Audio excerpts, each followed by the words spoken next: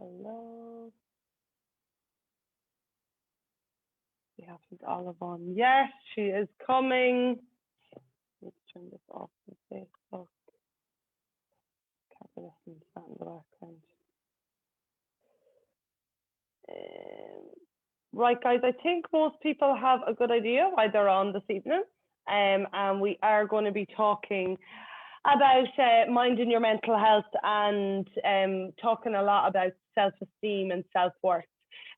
So Olive is a counsellor from Athlone. Courtney, hello, fantastic. She is, for those of you in Ireland, you'll know where that is. For those of you in Australia, she is coming on from Ireland and has agreed to do this. I have talked in the past about how, I suppose, my experience with going to a counsellor and how incredible it was for my change in mentality towards things. And so I'm really looking forward to Olive being able to give you a good kind of background and work on certain things within your mental health. And because I've talked about this numerous times before, and no matter how good your physical health is, if you're not looking after your mental health, you will never be happy at any weight, at any fitness level, at anything. So I'm really excited. Olive, we were just talking about you there. Your ears must be burning. I'm going to make you co-host. Now, hopefully you'll be able to get the screen and everything. I have already given a brief about you and what you're going to be talking about, Olive, so I'll pass it straight over to you. And if you want to explain a little bit about yourself and get rocking and rolling. So hopefully, if I haven't co-hosted yet, I'll make you just host. So let me know if it works.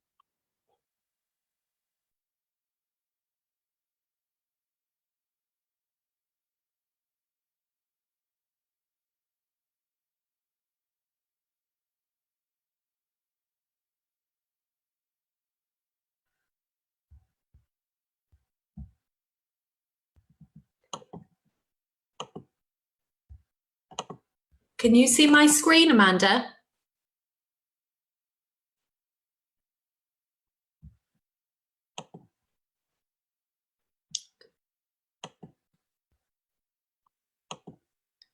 No. Great, perfect. Sorry about that. Just taking a second here. Okay, so morning, everybody, or good evening. I'm not 100% sure where everybody is, so you're very welcome. My name is, I'm going to quickly present. So I have a business called Balance Counselling in Athlone, and I'm going to do a quick presentation on how to build a healthy self-esteem. So just a quick introduction then to me. So my name is Olive O'Shea. I have a BA in Holistic Counselling and Psychotherapy. So a holistic approach, just because people often ask me that, is to look at the whole person rather than just their mental health needs. So this approach considers their physical, emotional, social and spiritual well-being. So I'm a pre-accredited member of IACP, which is the Irish Association of Counselling and Psychotherapy.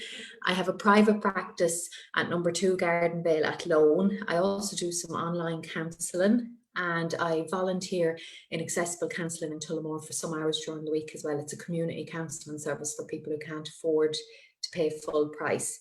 So if I can ask if you can to have a pen and paper ready to jot down a couple of answers along the way. So I'm going to do a couple of slides and then ask you to kind of reflect and maybe write something down so that you have something to take away at the end of the session. Like that, if you have any answers or any questions and you want to ask along the way, please do. Or if I'm going too fast, just let me know as well. So let's begin. So self-esteem, so what is it? So self-esteem is the opinion that we have of ourselves. So when we have healthy self-esteem, we generally tend to feel more positive about ourselves and about life in general. It makes us better able to cope with the ups and downs of life. When our self-esteem is low, we tend to see ourselves and our life in a more negative and critical light. So we also feel less able then to take on the challenges that life might throw at us. So each of us has walked a very different road through life on our way here today. And so we are unique, not only in our experiences, but also in our personality shaped by those experiences. Therefore, it is important that we acknowledge and celebrate our own uniqueness in the knowledge that comparing ourselves to others is fruitless. However, as travelers on the same journey, we have much in common, and so we can offer and gain much from each other.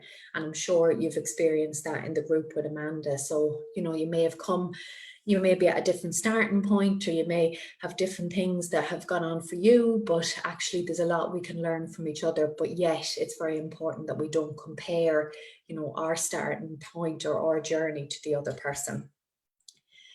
So I follow this lady on Instagram. I find it amazing. She's a fantastic advocate for women, but her name is Lainey Molnar. So she does all these sketches and that. So just pointing out, like, a woman who loves her body on the left and a woman who loves her body on the right. So actually, no matter where we are in our journey, or how we feel about our body, or what weight we want to be, or how we see ourselves, every woman can love her body as it is. So, and this quote I always think is, comparison is an act of violence against the self, which it is, because as I said before, we haven't walked the same journey. So, we can't, it's fruitless to compare because we haven't been on the same path. So just to go through then, so low self-esteem feelings. So these are things that we feel if we've low self-esteem. Generally speaking, we would feel, people can often maybe feel that they're a doormat to other people. They'd feel that they're not able to cope. They can feel fearful, feel helpless, be very self-critical and self-conscious.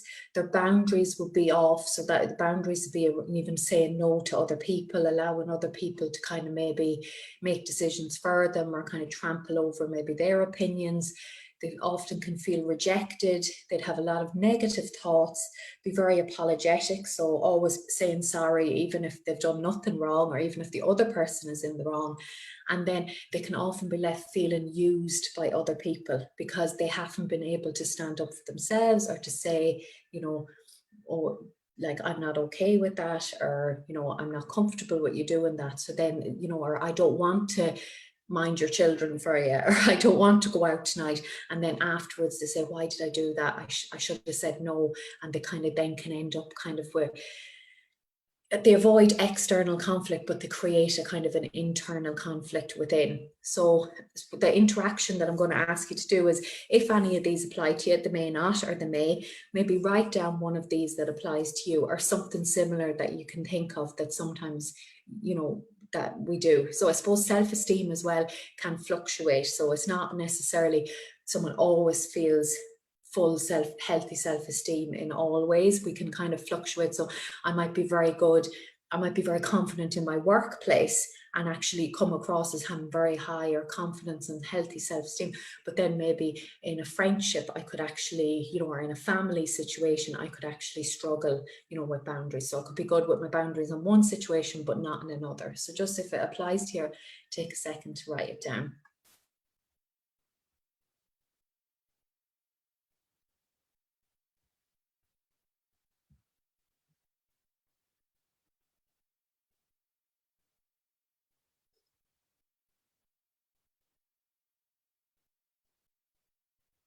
Okay, so I'll give it a couple of seconds and then I'll go ahead if that's okay. And if there's any you need to come back to, I know Amanda has it recorded, so feel free to come back and listen to it or play it again or ask a question at the end.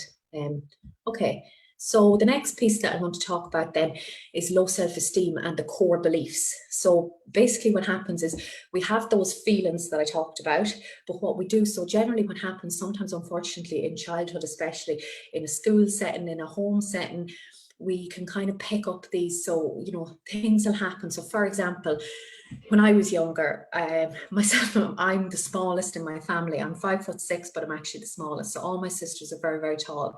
When we were younger, the nearest sister to me, she's actually near 5'9" or 10 now. So everyone used to always comment on how tall and thin and lean she was. And for me, as a small child, I took that as, oh, I'm not tall, I'm not thin.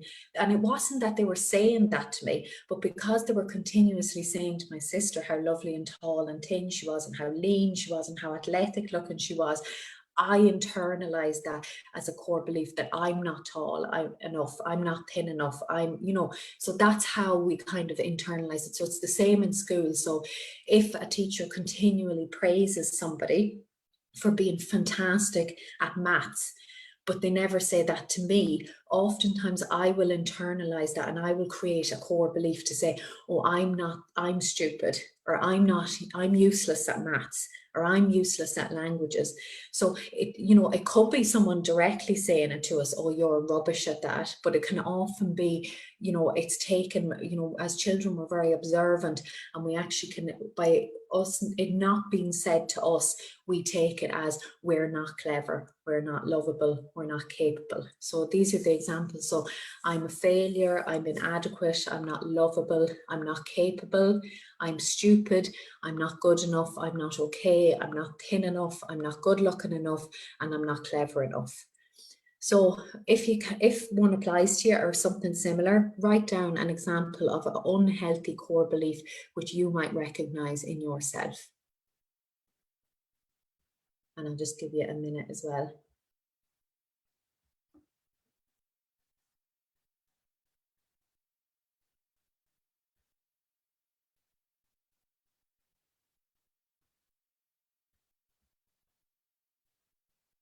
And again, if you can't think of something, it doesn't matter, just leave it blank and have a think about it afterwards.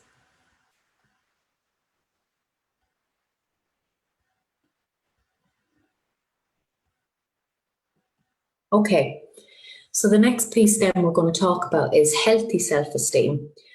So these are the feelings that we have around ourselves and the thoughts that we have. So saying no. So like I said previously, we have boundaries when we have healthy self-esteem. So we're able to say to people, no, I don't feel like going out tonight. I'm not, and we can actually just stop. We can say, no, I don't want to look after your children. No, I don't want to do this, without having to say, oh, because like I'm kind of busy and we actually don't need to explain ourselves. If we want to actually sit at home on our own, on the couch, and have personal space, it's okay to say no as well. So standing up for self and assertiveness. So standing up for ourselves is being able to say, whether it be in work, whether it be at home, whether it be in our relationship, being able to say, no, I'm not okay with that, or I'm not comfortable with the way that you've spoken to me, or I find that disrespectful.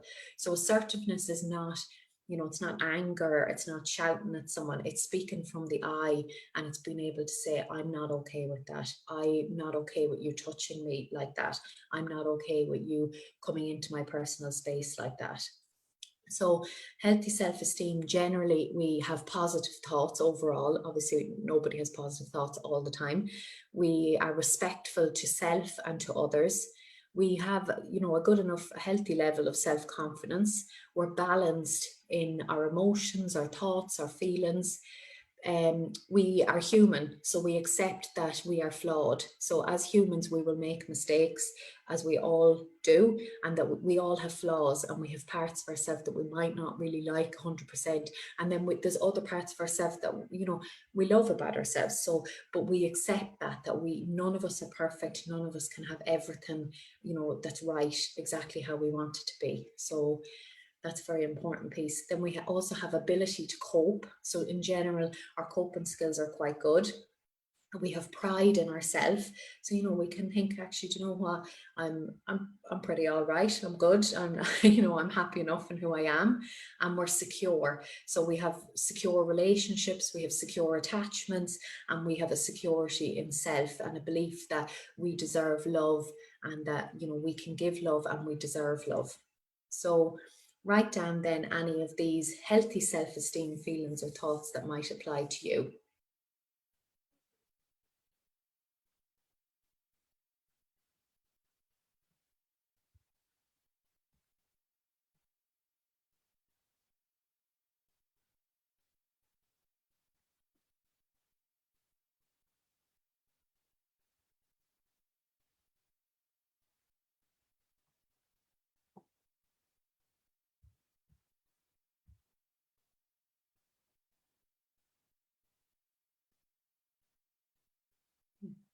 Okay, perfect. So um, the next piece then is why work on your self-esteem. So, living with low self-esteem can harm your mental health, and it can lead to mental health issues such as depression and anxiety.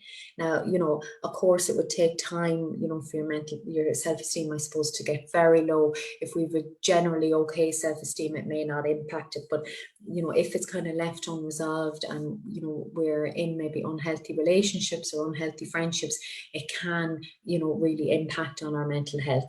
So it can also help, I suppose, develop unhelpful habits such as smoking, drinking too much, eating too much or too little. So again, it's just, they use people, I suppose when you have low self-esteem, you use kind of unhelpful habits and coping mechanisms. So if I'm upset because I haven't stood up for myself, I might go home then and I might eat too much to comfort myself, or I'll drink too much, or I'd smoke, it's a coping mechanism. So now we move on to steps to improving your self-esteem. So I suppose the first thing to do is, I suppose, review your self-talk or rebut the inner critic. So we have to notice and begin to challenge the negative messages of the inner critic. So the inner critic can take various forms, such as, first of all, an unfairly harsh inner critic or a voice. So this voice only pays attention to certain types of evidence. So noticing our failures, but not seeing our successes. So if I get 70% in an exam, I focus on the 30% that I got wrong rather than the 70%, which was a great result. The next one can be an inner voice that generalizes and makes illogical leaps. So one thing goes wrong means nothing good ever happens to me. So, I go for one interview and I don't get it, and then, oh, I'm never going to get that job. Nothing good happens to me. When it's a kind of an illogical leap because we've only had one interview. So an inner monologue of self-abuse or negative phrases. So for example, I should do this, I must do that, I'm a loser, I'm completely useless. And then finally, an inner voice that catastrophizes. So for example, blowing things out of proportion. So I have a small disagreement with my partner and then I decide that's it, the relationship has to end, we can't go on. So just the task then that I'd ask is this something that you recognize or could work on? And if so, write it down. And if not, no problem.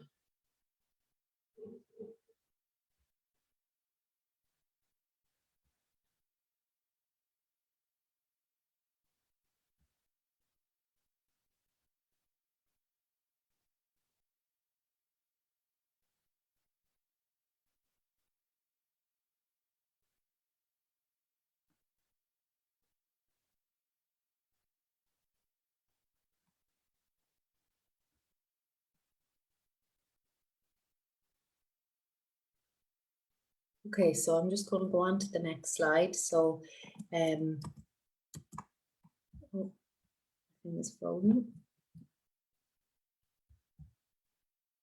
Yes, so sorry, I froze for a second there. So the next slide is self-love. So this is another way that we can build our self-esteem. So self-love is a state of appreciation for oneself that grows from actions that support our physical, psychological, and spiritual growth. So self-love means having a high regard for your own well-being and happiness. Self-love means taking care of your own needs and not sacrificing your well-being to please others. Self-love also means not settling for less than you deserve. Self-love, of course, can mean something different for each person because we all have many different ways to take care of ourselves. So figuring out what self-love looks like for you as an individual is a very important part of your mental health. So write down one way then that you show love to yourself, whether it be through physical, psychological, spiritual, or your well-being and your happiness. What do you do to show love to self?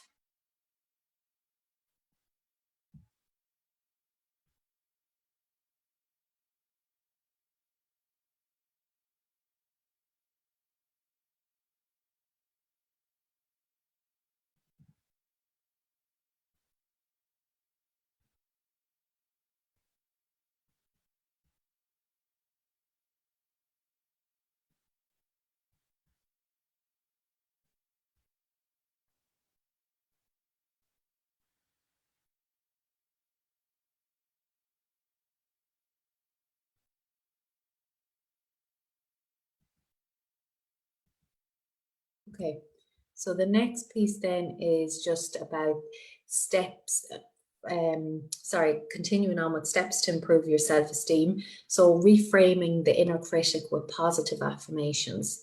So affirmations are encouraging messages that we can give to ourselves every day until they become parts of our thoughts, feelings, and beliefs. So practice giving yourself affirmations when you are calm and relaxed. It could be good to look in the mirror or when you notice your inner critic at play. So an example of that is, I am good enough. I deserve to be happy. So write down one positive affirmation that maybe you use already, or one that you can think of now that you can use for yourself going forward.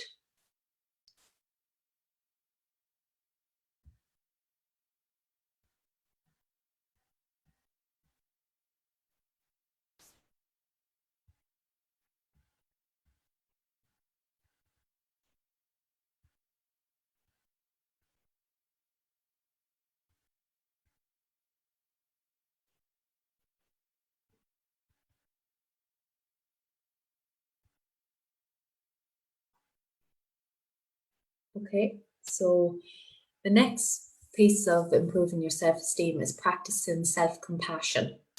So treat yourself with the same empathy that you would show others.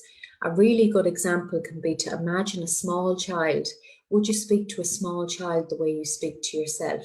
So for example, to think, if I didn't do well in an exam or I didn't get a job, I might say to myself, oh, for God's sake, I can't believe that that you didn't try better, whereas if I think of that, if a child came to me and said, oh, I was in school today and I got something wrong, I wouldn't speak to them like that. I'd say, listen, come on, you'll be able to do it best the next time. We'll help you. Why don't we study at home and we can do it together? And I'm sure you'll do fantastic the next time. But we don't give that to ourselves.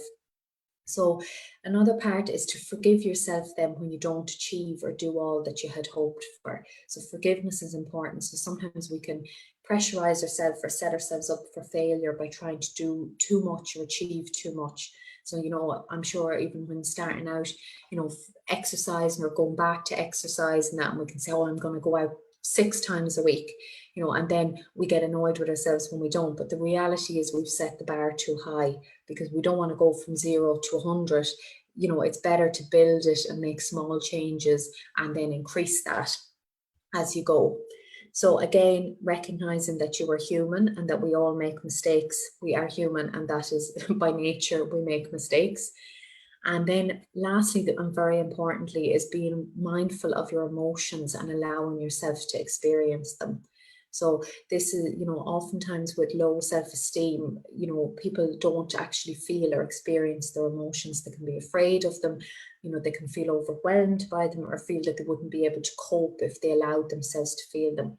And actually, what often happens, and what happens a lot sometimes in the counselling room, is that when people actually sit and allow feeling, they think, actually, God, it's not as bad as I thought it was. I thought I'd unravel, and actually it's okay. I can manage this safely and bit by bit. So then I'd ask you to write down one way that you could practice self-compassion, or that you do already practice self-compassion.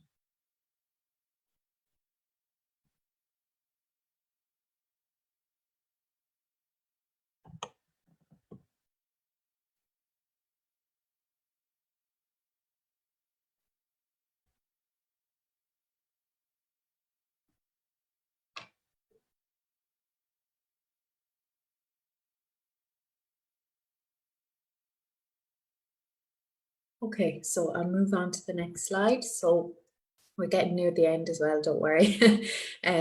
So the next thing is getting help from others. So many people with low self-esteem often don't ask for help because they feel that they do not deserve it. So it's so important to ask for support from friends, from families, from loved ones, and to people that we know will be supportive as well. There's no point in us asking someone that we know won't be able to listen or support us. So asking someone close to listen to you without trying to fix the problem. So often as humans, sometimes someone comes to us to say we're upset, and we start trying to problem solve for them. Oh, sure, if you just got out and went for a walk, you'd be fine. If you just ate better, or if you just give up the cigarettes, you'll be fine.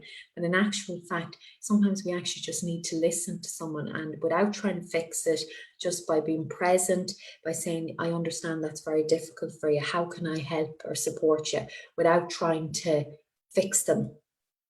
So ask for a hug when we need one. Obviously, that was pre-COVID. I think in Australia it's not too bad, but over in Ireland we're still not hugging yet. Reconnect with your spirituality through mindfulness, yoga, meditation, religion, and talk to a counsellor if you ever need further support. So it's very important. A counsellor can help to unravel any feelings or any, overwhelming feelings, or work on the root of the low self-esteem. So I'd ask you then to write down one way that you could get help or support from others.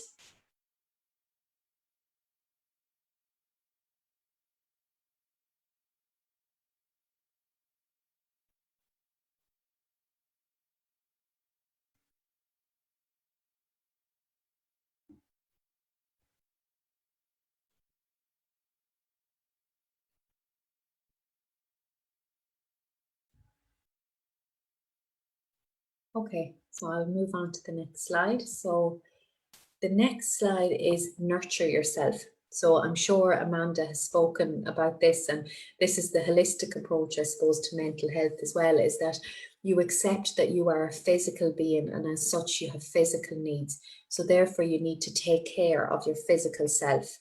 So eat wisely, nourish your body with good food, drink plenty of water, exercise regularly, give yourself quiet time for your own thoughts and feelings. So put away the distractions. I know myself, sometimes the phone, on social media, things like that. And we actually have to be able to give ourselves space and time to reflect and to think on what is going on for me. How am I doing? Am I doing okay? Do I feel okay? Do I feel good? Challenge your brain and your body with new learning and hobbies. It's so important, especially, as we get on in life, to kind of start saying, okay, well, actually, is there something new I could learn? Is there something new I could learn for my brain or for my body? And then grounding and breathing exercises are very, for us to come back into the present moment. So even we can do simple things like taking a deep breath in through the nose, out through the mouth. We could do that 5 times, and no one even needs to know we're doing it. We could do it in work, we could do it when we're out and about. And actually what it does is we bring ourselves back to the center of self, because in low self-esteem, or if there's any mental health issues in terms of anxiety, generally anxiety is about the past. So it's about something that has happened already and that we can't change, or it's about the future, worrying about something that has yet to happen and may never happen. So when we ground ourselves or we breathe ourselves, we put our 2 feet on the ground, we feel our body on the chair, or we feel, just even if we're standing up, we feel our feet on the ground, and we come back into the present moment, and we tell ourselves, right now in this present moment, I am okay, everything is okay. So that can be a quick, or another simple technique in terms of grounding can be, going into the bathroom or going into the kitchen and running cold water over your wrists. It can actually bring us back into our body quite quickly. So write down one way that you nurture yourself, or that you would like to continue, begin to nurture yourself in the future.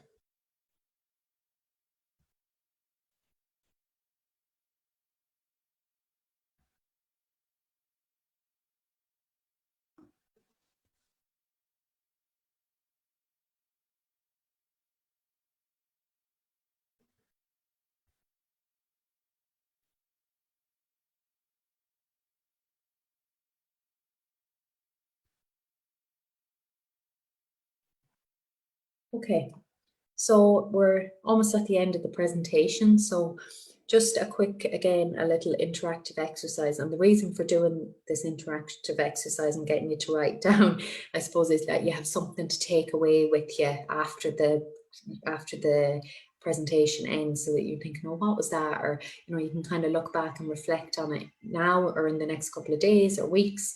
So just using a pen or paper, just jot down the answers to the below question.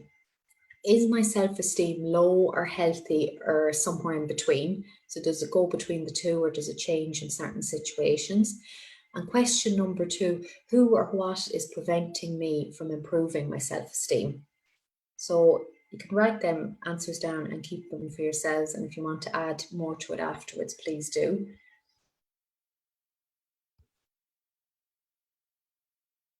So I'll just give a couple of minutes for that as well.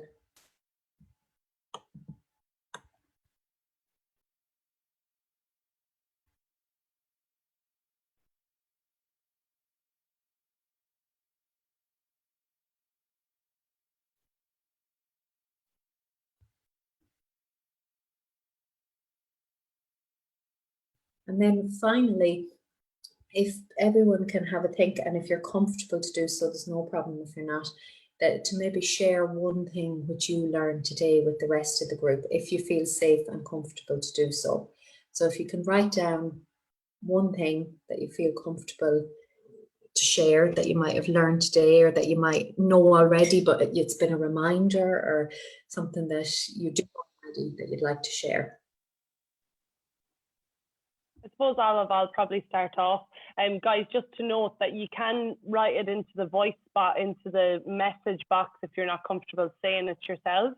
If you want to write it into the message box, there's no issues there. Maybe Olive might put it across. Maybe you do want to say it, but you don't want to say it yourself. Yeah, I suppose, good idea. For me, that has just been such a refresher course for me, I suppose, on how far my self-esteem has actually come. So it's lovely to kind of go over all those points and realize where I am now. Had you asked me these questions about 4 years ago, I can promise you that I'd have very, very different answers to my self-esteem, Olive. So for me, just knowing that it's a learning process. It doesn't happen overnight, and it does take time. But like, you can, if you do all the things that you've said there, you know, like constant, I talk to myself, like, and I know that that's a normal thing to do, being able to kind of reaffirm positive affirmations about yourself, being able to say no to things. That was a huge one for me, and I discussed this with a couple of the clients this morning, and just being able to like accept my flaws was a huge one as well, because I think sometimes we can be huge perfectionists and think that everything is supposed to be normal and perfect all the time. So I suppose for me, it was really amazing just kind of going over all those things and realizing definitely how far I've come in the last 4 years. So thank you so much for going back over that. I hope other people feel like they have made changes to their self-esteem, or that maybe they want to make changes, I suppose. Yeah, that's perfect. Anybody want to share anything that they've kind of learned from today, or that they've felt comfortable? Yeah, I don't sharing. Brilliant. One thing, Olive, that when you said to reframe the inner critic with positive affirmation, so Yeah. that also fits into what we've been learning with our physical exercises. Instead of depriving our bodies, Amanda's always saying you need to add protein to your diet, add water to your diet. And I think that's, we can say this about our mental health as well. Instead of just stopping being cruel to ourselves, we have to add the positive to replace the negative. So I like that. That was good reinforcement. Yeah. Yeah, thanks so much, Courtney. Yeah, exactly. It's building. The problem is sometimes our negative voices have been let run wild for years, and you know we've learned it for years. And now what we need to do is we need to train the positive one to be the louder one, to tell the other voice to shut up. Basically, yeah. Thank you for sharing. Just at the start. Ava, brilliant. Is my mic off? Oh yeah. When you were talking, I had just had an incident like 2 minutes before this call where someone was ringing me looking for me to do something, and I was like, yeah, right, but you're gonna have to wait, like, and it was something that I really wanted to say no to. And when you were talking about saying no to people and just not having to explain to them, I was like, like this person, I had to explain to them. I was like they just couldn't understand why I was saying no, not right now, it'll have to be in 2 hours or something. And that just kind of was like, oh, I was like, was she listening to that? That's what I had just been through. And I was like, oh yeah, I can actually say no. I didn't need to explain to him why, like, So yeah. Yeah, exactly. And you know, Aoife, thanks for sharing that, because it's so powerful when we actually stop explaining ourselves to other people, and not in a bad way. We're not saying if we can do it and we want to do it, we will consciously choose to do it.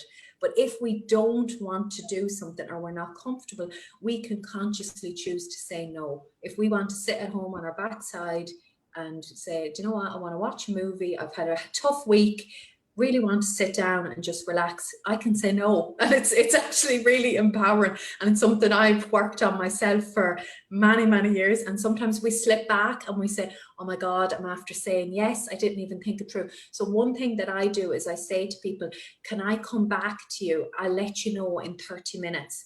So you pause, you reflect, and you say, does it suit me? Does it not suit me? If it doesn't suit me, we go, I'll message you back and say, sorry, it doesn't suit me today. Thanks. And if I can do it again, I will. Simple Yeah. as. It's a really No, good way of because looking at it, because like I didn't know how to go about with that person. Like, it's a person who has spoon fed off me for 4 years. Like, and yes, one of my best friends, I get on great, we have the crack. But like straight away, I had said no on the phone call. I said, no, you're gonna have to wait till 10 o'clock. And then like the text I got straight away afterwards, I just can't talk to you, and a thumbs up. And I was just like, that was the reason. Then I was like, well, I just have to explain why I can't do this. And like that, like, it's good to know that you're not an absolute asshole for doing that. Not at all. Sometimes, not at all. And sometimes with some people, we need to say no twice. And I would say practice saying no with certain people. So even if we could do it and we want to do it, I'd actually say no a couple of times, just to remind, because certain people, their boundaries are off, and they kind of, you know, it's, as you say, kind of spoon feed off somebody. So it's actually important for us to set our boundary. So our boundary is our map and our guidance to show the other person what we're willing to put up with and what we're willing to take. If we say yes, yes, yes, yes, yes, of course they will come to us and want. But if we say yes, no, no, no, yes, they understand that sometimes we're going to say no. You know, so we're giving them a new map to say, I'll say yes sometimes when it suits me, but I'll say no when it doesn't. Okay, yeah, no, it's really good. Thanks. You're welcome. Thank you. I think I can second Aoife there. That's kind of what I was going to say too. About saying no. Like yesterday, I had an incident with my sisters, and I just put my foot down and said, no, I'm not doing it, because it was my day off, and they wanted me to drive somewhere that was way outside the 5 kilometers. And yeah, I just put my foot down and said no, and they were really annoyed at me because they don't drive. They were really annoyed at me that I wouldn't tell them why I was saying no. But it didn't matter, because it was my choice. I was like, I don't want to go. exactly. And I shouldn't have to go because you're going. Yeah, that's so true, Tricia. That's my Thanks for input. sharing. Yeah, I had the same thing. My sisters aren't here, so I can share it. But, you know, I used to mind my sister's kids a lot. And that was why I was saying, I don't have to mind the kids if I don't want to. So, you know, on my days off, sometimes they'd ask me and rely on me to mind the kids and that. And it's something I had to learn, because I wanted to help them, but it was infringing on my spare time and my, you know, and I love my nieces and nephews, don't get me wrong, but I actually didn't have children myself. So it's like, I don't really want to spend my every week, every day off I have minding the kids, you know. So there has to be a long-term solution created, because I can't long-term do that. So then it's not my responsibility. And that's where I had to learn. I need to hand the responsibility back to my sister in the nicest possible way, to say, you had the kids, you need to then get a long-term childminder, and then I need to be able to live my life and do my stuff, and I'll help you out if you need it, but I'm not going to do it every week. End of. So yeah. Absolutely, Olive. A couple of people have wrote in here, and there's some really good ones. Reconsider how I talk to myself, saying things I would never say to someone else. That's a big one, Olive. I know you brought it up there about how you'd speak to a child, but even I know how I'd speak to friends, how I'd speak to family, and sometimes the way we speak to ourselves is absolutely cruel. It is, and that's the only word to use. It's deplorable that we would speak to ourselves the way we would never ever speak to anybody else. I think that's a big one. to stop putting so much pressure on myself. Again, a huge one. I don't know if it's a female thing, if this is a psychological thing, I haven't a clue, but just from my experience of working with females, we seem to have a very high, we put a lot of pressure on ourselves and have this perfectionist attitude, that everything has to be perfection. And I know a lot of my ladies here will realize that I always talk about progression. It's always about progression. There's no such thing as perfection, and we're always working towards progression, trying to do things better, but not perfect. And I think that that's a big one, is putting extra pressure on yourself. Another one that was said was having a harsh inner critic and always focusing on that one thing that goes wrong rather than focusing on all the positives. I was just talking to my boyfriend about this yesterday, actually, and how, you know, when I used to play football, like, I could have had the best game of my life, but I'll do 2 things wrong, and that's all I would have focused on. I would not focus on all the good things I was doing. I would just focus on those 2 bad things. And I think that that's a big one as well, and really trying to hone in on that.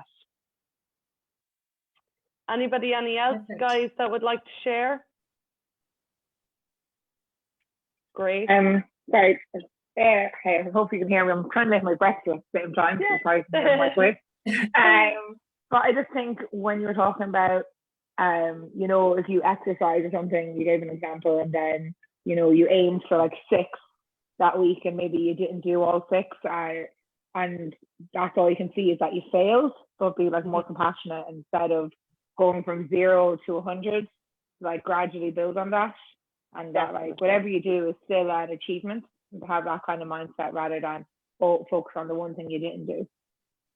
Definitely, Grace. And I think that I definitely try to focus on that with you. And I know that sometimes your head, because of, as you said, all of years and years of being this way towards yourself, and that your head automatically goes to failure, but that it's far from failure, and there's wins in every week and every day, and we need to take the positives from each day and week. And as you said, it's not that you're positive constantly, because nobody is, but just that you try and have that positive idea and attitude towards things. Yeah, exactly. And thanks for sharing. Was it Grace? Sorry, I couldn't see who was speaking. Yeah, sorry. Yeah, thanks, Grace. It's exactly that. Like, so oftentimes people, especially women, would say, oh, I lost 4 pounds, but I had aimed for 6, or I wanted to go out walking, but I only went 3 times. And it's to stop the sentence at I went walking 3 times, and full stop.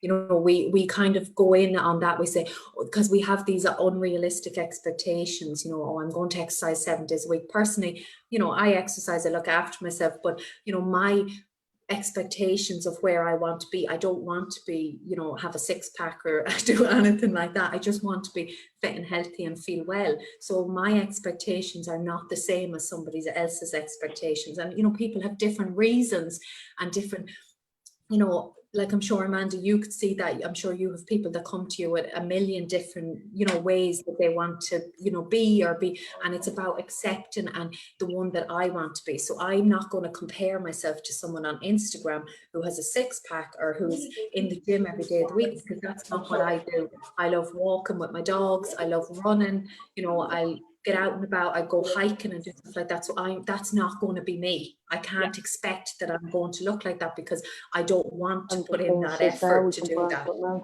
Yeah. Brilliant. Shauna, have you something to come on for, or oh, you're gone mute now. I thought that. Sorry, I knocked it off by accident.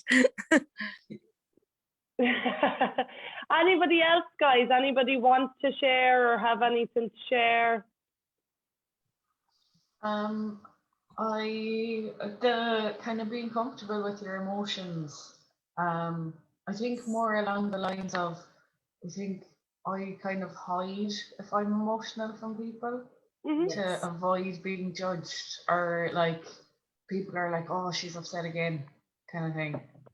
Yes. And just being comfortable with that, and just accepting that if there is something wrong, it's okay to be upset about it or happy about it, whatever it is. Yeah, thanks, Anna. It's so true. So I would say to people, life is like this. So I don't know if you can see me, but it's like a wave. And as human beings, we go up and we go down. And in order, when we can feel grief and sadness and pain and heartbreak and things like that, that means that we can actually feel joy, pleasure, happiness, you know. And so what we do is when we feel joyful, we feel pleasure, we feel happiness, we bank it, we lodge it into the ATM, and we keep it for the day that we don't feel so good. And we know that there's better days coming, and we know that there's something that we can get back up to. But if we don't feel our emotions and we keep ourselves kind of down, then we don't get to feel joy, pleasure, happiness. But we also don't feel sadness, we don't feel upset, we don't feel, and we are, as humans, we're emotional beings, you know, and that's it. And people sometimes say, oh, I'm not very emotional, I don't cry, I'm not nobody is not emotional.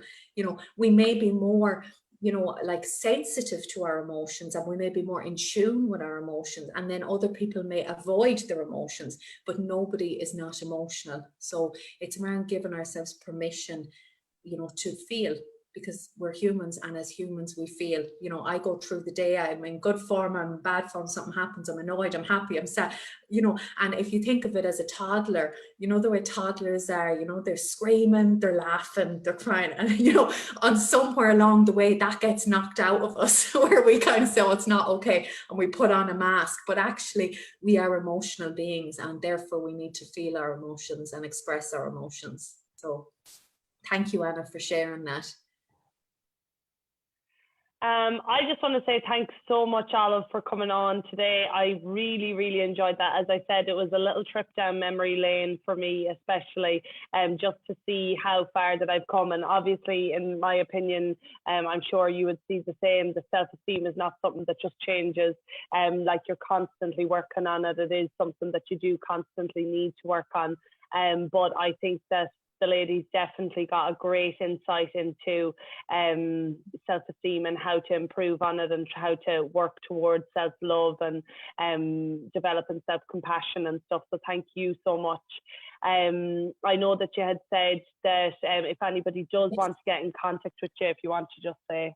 Yeah, perfect. So guys, just because anytime we talk about stuff like that, it is a sensitive kind of a topic. So I just want to say, first of all, thanks to Amanda for inviting me to attend. Thank you for listening and for the privilege of joining your sacred space and your group.